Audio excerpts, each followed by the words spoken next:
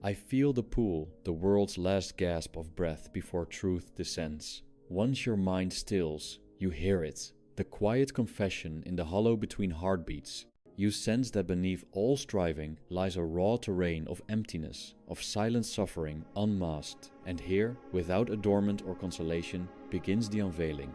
All life is anguish coursing through fragile flesh, and your thought becomes the prism through which this suffering refracts. You chase illusions, wealth, status, performance, as if they hold meaning, but they unravel under scrutiny. The applause dies, the applause of an audience that never arrives. You find yourself limping through vacant corridors of desire, haunted by the echo of want that never fades. You taste exhaustion when the treadmill never ends, when each labor and ambition dissolves into more labor, more ambition. The promise of fulfillment withers before you grasp it. You feel the hollowness. Homes built on fleeting respectability, relationships tethered to masks, routines stitched to distraction. The modern world whispers of purpose, but beneath the whisper is a scream, the will forever unsatisfied. As the lantern of thought illuminates this terrain, you sense a trembling relief. To admit suffering is not defeat, but the beginning of lucidity. For clarity emerges in the fracture. The moment you stop pretending that the acceleration matters, the world's story is not yours. And to chase it is to become its shadow. Let your illusions shatter and breathe. Let us walk through the ruined plains of desire. You recall the philosopher who claimed the world is will, an endless striving that never rests. You feel that will gnaw inside, a constant hunger masked by ambition and horror alike. You notice how modernity dresses this hunger as virtue. Work harder, achieve more.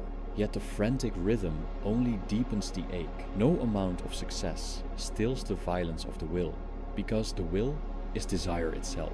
You look at the screen of your life, bright, endless, and discern the pattern. You surrender your soul inch by inch. You trade presence for dopamine flickers, metrics for meaning, movement for being. The machine demands you grind. You acquiesce, thinking that to resist is weakness. You forget that the greatest strength lies in refusal, that to say no to the world's delirium is to reclaim your soul. In this moment of witnessing, your chest tightens and then loosens. There is release in seeing the illusion, the relief of denouncing the pact. You will no longer play the world's performance. The silence that follows is not lonely, it is spacious. The mind unclenches, and you glimpse that beneath the roar of will, stillness lies. You feel every fiber of exile, from nature, from deep communion, from the infinite silence that humbles the ego. You feel the body's fractures, exhaustion, malaise, the dull grief that lingers at dusk. And you confront the shattering truth. You are not your projects, you are not your roles. You are the silent witness to the will. You are the void in which suffering surfaces, but also where clarity dawns. There is beauty in this void. It is austere, but unwavering. It is the clarity of the midnight sky after all light has died. Stripped of illusions, you perceive the extraordinary ordinariness of existence, the ineluctable flow of time, petals falling, shadows lengthening, breath inhaled and released. A clarity that does not numb, but deepens perception. Every 2 or 3 minutes of this unfolding voice would whisper a new painful truth. That ambition is self-inflicted torment. That love, too, often masquerades as need. That community can dissolve into machinery of comparison. And after each whisper, a release, deeper stillness. For once the veils drop, you taste not relief in comfort, but relief in unvarnished seeing. You wander through cultural ruins, the myth of progress, the worship of youth, the cult of busyness. You see how these myths serve the will's illusions, binding you to its cycles. You feel the weight of deadlines, the narcotic buzz of social feeds, the irony of being ever connected yet isolated, and you perceive the quiet desperation. We remain lonely in crowds, incapable of facing the silence, because the silence is death to the ego. But inside the silence lies the seed of renunciation. To renounce is not to give up life, it is to cease fighting life. It is to cease nourishing the illusions. It is to retreat from the tyranny of expectation and illusion. In that retreat, you discover perspective, sovereignty, and the freedom not to act. Your heart cracks open, and inside the crack blooms a sober delight, the world without distortion, the cold clarity of truth. You perceive suffering not as punishment, but as the matrix of self-awareness. You perceive solitude not as absence, but as presence of the real. The ego dissolves, desire shrinks, quiet prevails. Now time slows. You feel rooted in the now that is more than fleeting satisfaction. You gaze at the vast sky of detachment. You realize that meaning never hides in accomplishment. It resides in conscious surrender to what is. Not defeat, but cessation of the chase.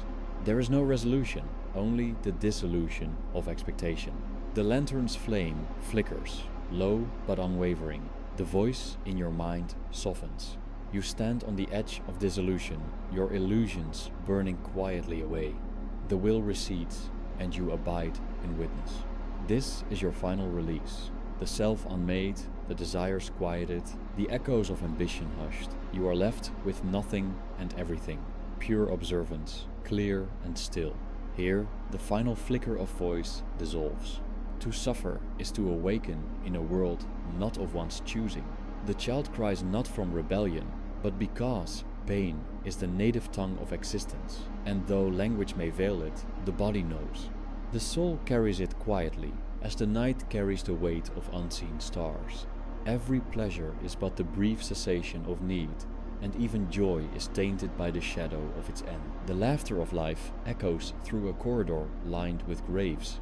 What you call happiness is the illusion of the will momentarily pacified. Yet the will is never satisfied. It is a thirst that deepens as it drinks. The instant desire is fulfilled, another rises to take its place. This is not progress, but a carousel of torment, each rotation driven by the hope that the next moment will redeem the last. But time reveals its trickery. There is no final arrival. No summit that silences the hunger. You labor for comfort, then suffer the boredom that follows. You seek meaning only to discover it shaped by others' expectations, not your own truth. What you build is haunted by what cannot last. Even love, the most seductive of illusions, conceals its cost, the fear of loss, the chains of attachment, the quiet violence of need. To love under the tyranny of the will is to grasp what must perish, to bind yourself to future grief. The world parades its vanities, ambition, wealth, renown. But beneath the surface lies a frantic escape from silence. For silence reminds the soul of its solitude, and solitude reveals the lie of significance. The noise of modernity is not life, but anesthesia. It dulls the sting of existence without healing it. To detach from the frenzy is not madness, it is the only sanity left in a culture addicted to becoming. You sense now the weight of things not spoken, the sorrow beneath accomplishment, the disillusionment beneath smiles, the mourning that attends every gain. All that is won must be lost. All that is grasped must eventually be released. This is not tragedy, it is structure. And to resist it is to multiply suffering. Freedom does not lie in mastery of life, but in renunciation of its tyranny. When you cease to demand, you begin to see. When you cease to strive, you begin to be. In detachment there is not coldness, but a deeper warmth, one that does not burn, but holds. A stillness that witnesses without clinging. A gaze that no longer seeks to possess. The ego trembles before this stillness. It fears extinction, but what it fears is truth. The self is a mirage, sustained by repetition, identity constructed from roles, achievements, and projections. Strip these away, and you do not vanish, you emerge, not as something, but as silence, not as a story, but as presence. To detach is not to withdraw from life, but to meet it without illusion, to walk among the living as one who no longer begs from them the proof of his worth. This is not indifference, but liberation. Love without possession, work without obsession, solitude without despair. The world does not reward detachment, it misunderstands it. But the soul, once touched by this clarity, cannot return to the blindness of will. It may suffer, yes, but now the suffering is not wasted. It is transformed into awareness. And awareness, even in pain, is sacred. Let the illusions fall like autumn leaves. Let the noise recede like a distant storm. Beneath it all, there is only what is, and the one who sees. There is no greater illusion than the belief that life is a gift. What is freely given is also freely taken. You enter this world without consent, thrust into a theater whose script you never chose, with players who stumble and scenes that bleed. The curtain rises not to celebration, but to a silent question: why must I endure? From the first breath, the will awakens blind, urgent, insatiable. The infant cries for warmth, the child yearns for recognition. The adult chases power disguised as stability. Yet none of these grant peace. At best, they postpone the emptiness, like music delaying silence. But the silence waits, and always returns, heavier each time. The body is not a temple, but a prison, a cage of nerves and tissues through which the will exacts its tax. Each pulse is a declaration of need. Each hunger, each ache, each fleeting pleasure masks the reality that to live is to be chained to the machinery of desire. The very act of surviving is an agreement with suffering, signed anew with each heartbeat, and still you pursue. You chase love as if it will complete you, as if another's presence might cancel your solitude. But love, under the governance of will, becomes longing, made flesh, an effort not to see the other, but to possess them, to make them a mirror for your own desperation. This is why it fails. This is why, even in closeness, there is distance. Because what you seek is not the other, but relief from yourself.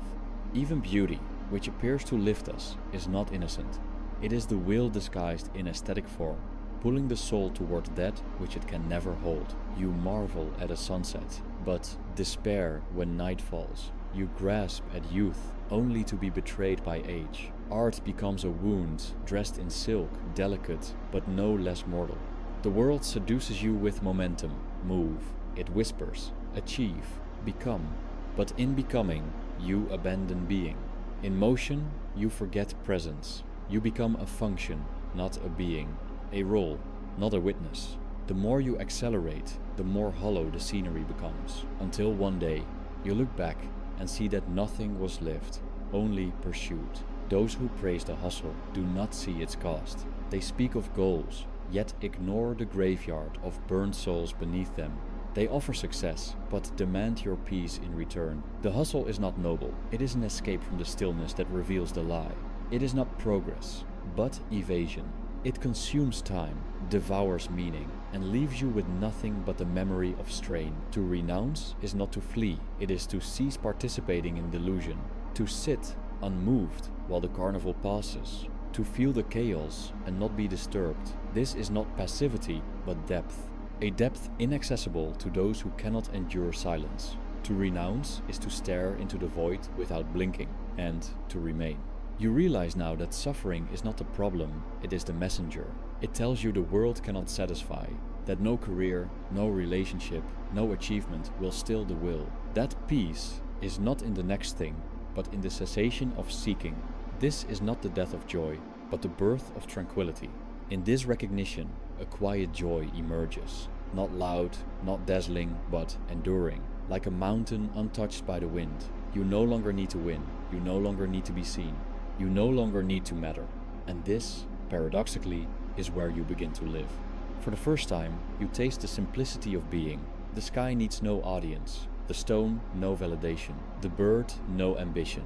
And you, when freed from the compulsion to become, begin to resemble them. Not higher, not greater, just present. You carry your suffering like a lantern now, not to banish the dark, but to see it clearly. Not to escape, but to witness. The world remains broken, people remain asleep, but you are no longer among them. You walk slower, speak less, observe more. You withdraw not in bitterness, but in reverence for what cannot be said. And here, in the dim glow of awareness, you feel something vast. Not happiness, not meaning, but a stillness beyond both, a silent accord with the real. Not because it is good, but because it is true. The soul, having wandered through illusion, finds rest not in paradise, but in the absence of striving. A peace not promised, but found. A peace that asks nothing and gives nothing except the end of wanting. You begin to sense how deeply the world fears stillness. It brands it laziness, madness, antisocial retreat. Yet the fear is not of inactivity, it is of exposure. For in stillness, the masks fall, the mind begins to see. And what it sees, it cannot unsee. That life, beneath the noise, is unbearably fragile. That joy, at its core, is tension briefly forgotten. That the self is not a center, but a swirl of borrowed voices, all demanding, none satisfied. The rituals of distraction are everywhere. Screens that flicker to keep the silence at bay. Conversations that skate the surface of existence. Calendars bloated with purpose, as if busyness could shield one from the inevitability of decay. But in the end, even the most curated life bends beneath entropy. The flesh fails, the mind stutters, and the will, though it fights, begins to dim. You watch others cling harder, build faster, love louder, as if intensity could outpace impermanence. But nothing escapes the slow erosion. Friendships fade, memory distort, even identities unravel. The one who once burned with passion now struggles to rise from bed. The one who once vowed eternal love now speaks in silence. The future dissolves into repetition, and the only true teacher left is sorrow. Yet sorrow, once embraced, loses its sting.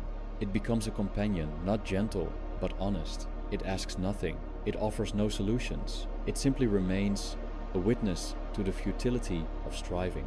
And in its gaze, something tender awakens. A softness not born of weakness, but of exhaustion. A surrender not to despair, but to truth. This is the strange gift of renunciation. It does not remove pain, it removes illusion. The illusion that life owes you comfort, that happiness is your birthright, that meaning is something to find rather than dissolve into. Renunciation does not take its releases. You put down what you were never meant to carry. And when the hands are empty, the soul becomes vast. You begin to see suffering not as something to overcome, but as something to understand. Every ache, every loss, every betrayal has pointed to the same revelation, that you are not in control. That control itself is the final illusion. The world spins, with or without your consent. The sun rises on graves. The ocean swallows innocence. And yet, the breath continues. There is no justice here, no cosmic balance sheet to reconcile good and evil. There is only what is, and what is enough once you stop demanding it, becomes something else. In that moment, the metaphysical weight lifts. You are no longer trying to win. You are no longer trying to be seen. You simply are. In detachment, love returns not as desire, but as attention. You begin to see others not as means, not as threats, not as proofs of your worth, but as echoes of your own condition. Their suffering, though differently clothed, is your own. And so compassion blooms not from virtue, but from recognition. The kind of compassion that expects nothing, that does not fix, that simply stays. This is the soil where meaning quietly grows, not the grandiose meaning of destiny, but the humble meaning of presence. A sip of water, a slow breath, a shared silence. These moments, stripped of ambition, shine with a clarity no achievement can match. They are not milestones, they are eternity, condensed into now. As you walk further from the world's theater, its voices grow fainter. The advertisements, the declarations, the arguments, they lose their grip. You stop needing to be right. You stop needing to be admired. Even your name begins to feel like an echo, a costume worn by the body. You are no longer someone. You are awareness, witness, still point.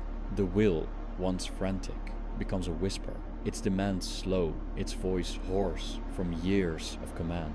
And in its silence, you find a deeper rhythm, one not driven by gain, but by being. The world still aches, the body still breaks, but now there is space around the pain, a quiet acceptance that holds it without needing to change it.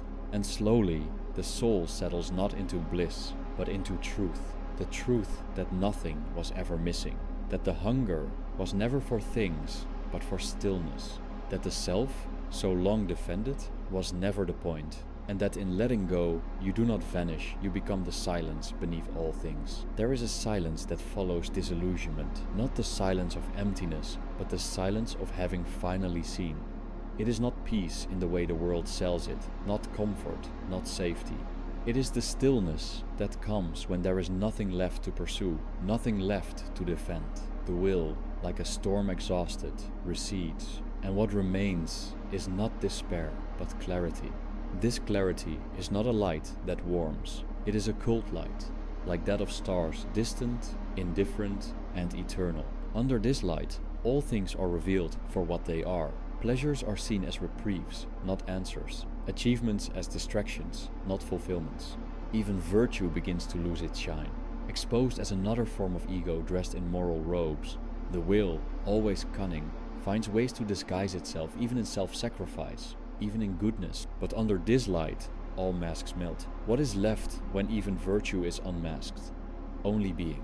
A being no longer tethered to the dream of becoming. You sit in a room that once felt too quiet, and now it feels vast. The ticking of a clock, the rustle of leaves outside, the ache in your back, these become your companions.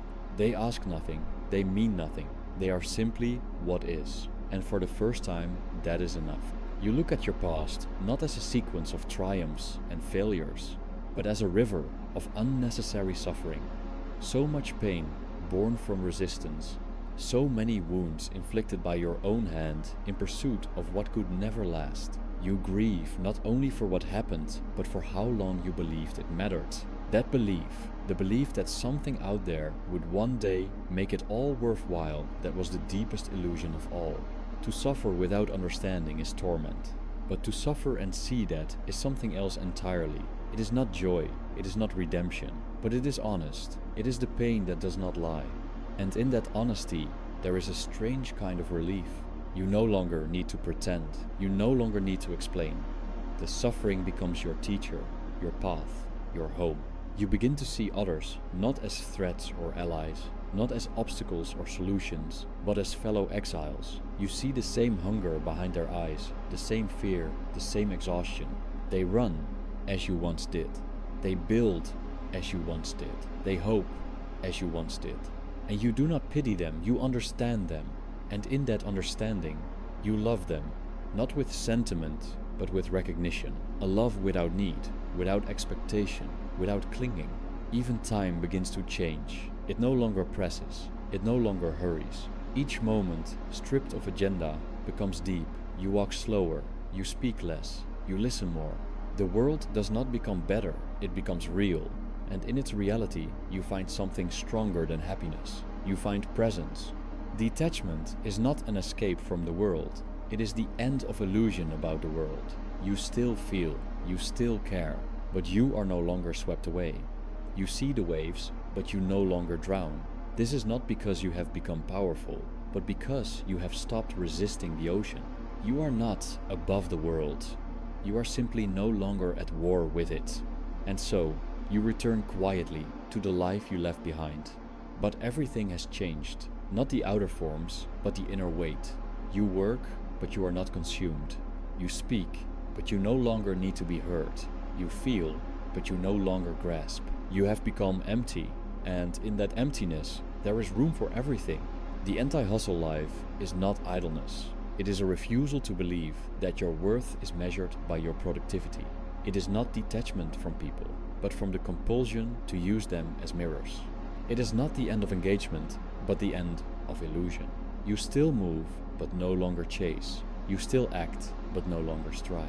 You still live, but no longer demand that life give you more than what it already is. And in that quiet surrender, something vast opens.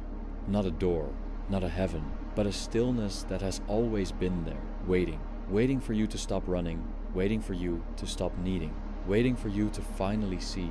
There comes a point where even the last desire fades, not through force, not through despair, but through understanding. The will, having fed on countless illusions, finds no more nourishment. The hunger persists, but no longer commands. It weakens, like fire without air. And what remains is not ash, but space. This space is not empty, it is full in its silence. Not with promises, but with presence. Not with goals, but with truth. You no longer reach for the next thing, because there is no next thing. Time still moves, but you do not follow it. You watch it pass like wind through bare branches. It no longer takes you anywhere. And in that stillness, you begin to disappear. Not vanish, not but dissolve. The identity once guarded with such fear, begins to drift away like mist. The I you once fought to preserve reveals itself as a story told too many times. Without that story, there is no lack, no conflict. There is just a quiet rhythm of being, unmoved by praise or blame, untouched by gain or loss. This disappearance is not loss, it is liberation. You no longer need to be someone, you no longer need to be remembered, you no longer need to be understood. The self, once heavy, becomes transparent. Life moves through you, not around you. Suffering comes and goes, but it no longer wounds in the same way, because there is no one left to wound. You walk through the same streets, but now they hold no urgency. You see people chasing, struggling, laughing, weeping, and you feel only tenderness. Not superiority, not sorrow, just the quiet knowing that they too are dancing with the will, as you once did. And perhaps they must, perhaps they cannot yet see, but you have seen. And in that seeing, there is nothing to fix.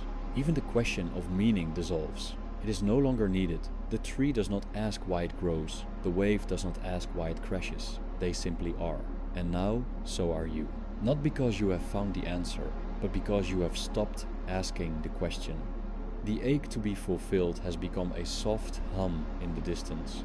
It is no longer your master. It is no longer you. You sit in the stillness like an old friend. There is no revelation, no transformation, just presence. The sky darkens, the body softens, the mind drifts. The world continues its relentless spinning, but you remain. Not indifferent, not detached, just still. The flame burns low, steady, without flicker. The breath becomes the only rhythm, the only sound. You are not waiting, you are not leaving. You are simply here. And in this final, quiet hour, nothing changes and yet everything ends. Not with a climax, but with the vanishing of need.